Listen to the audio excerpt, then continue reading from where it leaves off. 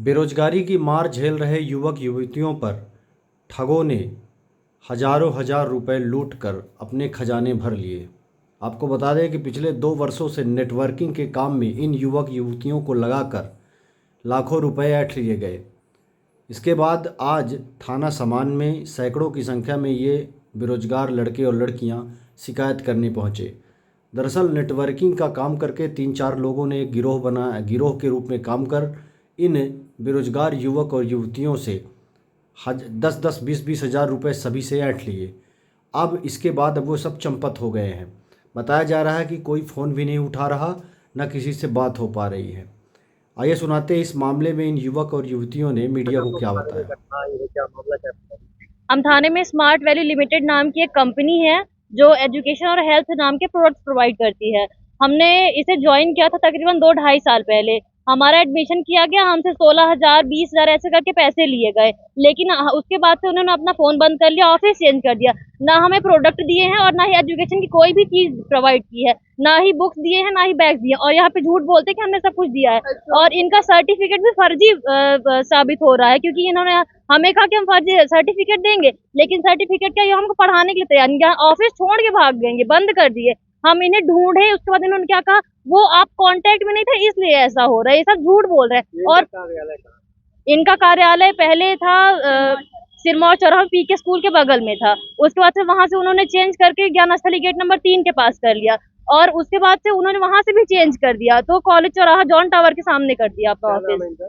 इनका नाम, इनके मेन लीडर का नाम मुनिराज विश्वकर्मा संगम मिश्रा है, निर्मल कुमार। तो अभी आपने शिकायत की तो क्या कुछ कार्रवाई हुई? कुछ कार्रवाई नहीं हो रही। वो पुलिस वाले उन्हीं के पक्ष से बोल रहे हैं कि हम झूठ बोल रहे हैं, वो सही बोल रहे हैं। हम सामान थाना में 2 बार, सिविल लाइन थाना में 2 बार कंप्लेन कर चुके हैं। बताइए आप किस गाँव से आए हैं? हमारा गांव है नैकीर, और हमको यहाँ जॉब के तौर पे रखे गए थे। बोले थे 15,000 रुपये पैसा दे दो, 10,000 महीना आएगा। हम घर से पैसा लिए, यहाँ ज्वाइनिंग किए, एजुकेशन की, मेरी पढ़ाई चलेगी। मेरी पढ़ाई भी नहीं चल रही है, घर वाले टॉर्चर कर रहे हैं कि लाओ पैसा। अब मैं पैसा कहाँ से दूँ सर, घर वाला बहुत टॉर्चर कर रहा है। यहाँ पे 2-4 बार आए, कोई हमारा सुनवाई भी नहीं कर रहा। बोलते हैं कि इनका कोई रिपोर्ट लाओ। ये तो छोड़ के ऑफिस चले गए, तो हम क्या दे। भगवती क्लिनिक के पास भी जमा किए पैसा। अब बोलते हैं हमारा कोई रीजन नहीं है, तुम जिसको दी उसको जमा करो, उससे बात करो। लेकिन हम जमा इनको किए तो इन्हीं से बात करेंगे ना।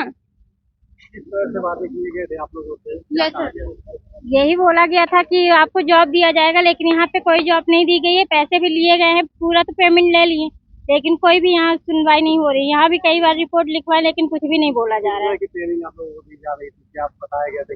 यही बोल, ज्यादा कुछ नहीं बोला गया था। यही पैसे वैसे लिए गए थे, यही बोला गया था कि जॉब मिलेगी, लेकिन यहाँ से कुछ हो नहीं रहा है।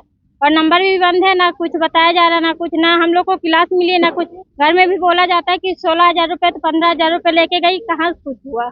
बताइए हम लोग घर में क्या बोले। आप लोग क्या काम करते थे? वहाँ हम लोग को बस जोड़ने का पैसा देते थे। वो बोलते थे कि आप अभी हमारे साथ काम कीजिए, हम आपको सैलरी देंगे। फिर उसके बाद ये बोलते थे कि आप अपने साथ साथ कोई आपका फ्रेंड हो, उसे भी लाइए, जोड़िए, फिर आपको पैसा देंगे। उन्हें जोड़ने का हाँ, उन्हें ये, हम लोग को ये कहते थे कि आप उन लोग को लेके आइए, जोड़िए, इतना पैसा हमसे लेते हैं ये लोग। आप लोग ग्राहक तैयार करते थे? हाँ, उनके लिए पैसे उन्हें मिलते थे, हमें, हम झूठ बोल के हम ये बोलते थे कि तुम ये बोलना, तुम मत बताना कि हाँ जॉब नहीं होती है, ये सब तुमसे नहीं कराया जाता है। फिर उसके बाद हम लोग से वो पैसे ले लेते थे, और फिर वो करते थे। देख लीजिए, ये हम लोग से इतनी सारी ट्रांजेक्शन उन्होंने ली है, इतने पैसे ले लिए। प्रबंधन से बात की तो क्या कह रहे हो? आपको कुछ नहीं हो रहा है सर, हम इतने दिन वहाँ बात कर चुके, सब कर चुके, इतनी कंप्लेंट्स कर चुके, कुछ भी नहीं कर रहे हैं ये लोग।